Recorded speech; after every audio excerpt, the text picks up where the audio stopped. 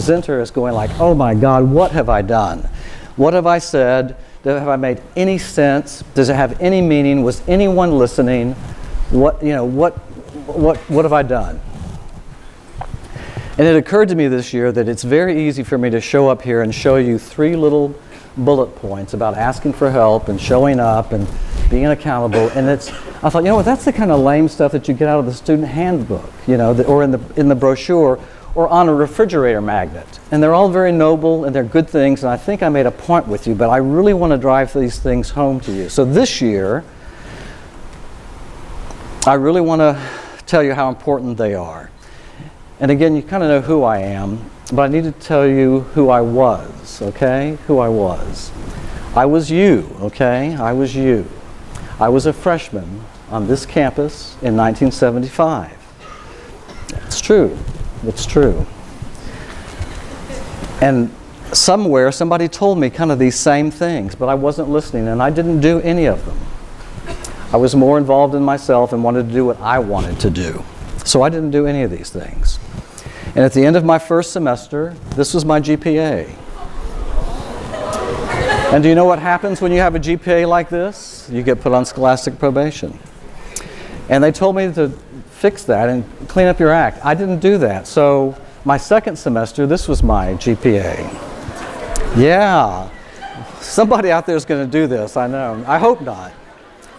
So this is what happens. You get scholastically dismissed for a semester. Well, I gave him the benefit of the doubt, and I stayed gone a whole year. And then I came back. I came back, and I didn't do any of these things again. Now, the why of this is unimportant. It's a sad story, and I don't want to go into it because it's too personal and kind of tragic. I didn't do it again. So I got scholastically dismissed for the second time, this time for a year. And I waited 2 years before I came back this time. Just want to get things in order. Then I took a semester and it didn't go so well, so I studied out for another year, and then I kind of came back for a little, and I kind of flummoxed around for a while.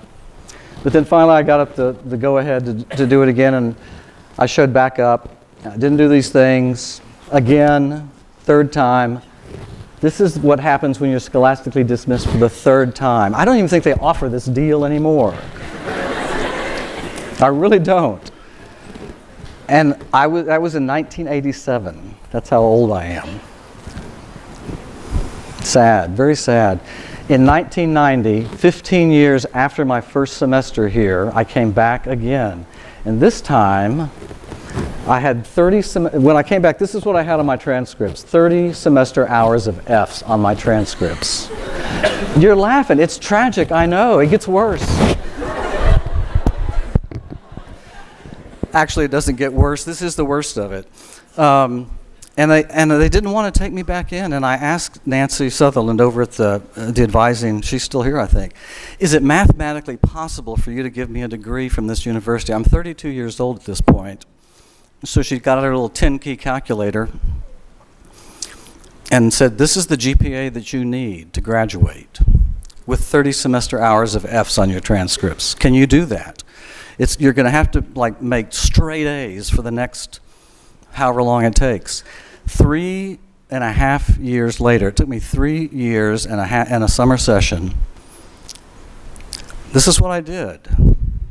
I showed up, I asked for help, and I owned my shit. And I owned the 30 hours, and I did everything they told me to do. Everything. I stood in more lines, filled out more papers, wrote, I don't know. I said, what do you want me to do? And I just did it.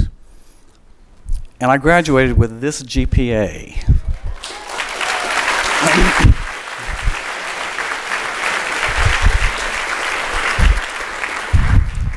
That's how close I was. That's the difference between what I needed and what I had. So please, take my word for it. This is what you need to do. These are not really suggestions or recommendations. They're practically necessities. not just in school, but from here on out. And you're going to have a strong personal brand. You're going to get people that really want you on their team. They're going to offer you jobs. They're going to promote you. You might even get somebody to marry you. And, you're just going to succeed in everything if you just do these three things. And it may all like not go too well either. Sometimes it'll go south on you.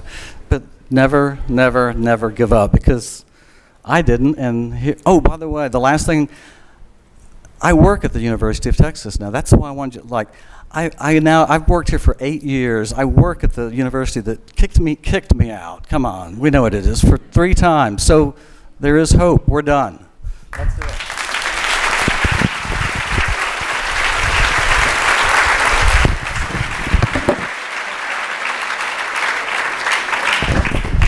He wasn't lying. Keeping your promises is part of your personal brand. Yeah. 6:45. Give another round of hand for Ron, please.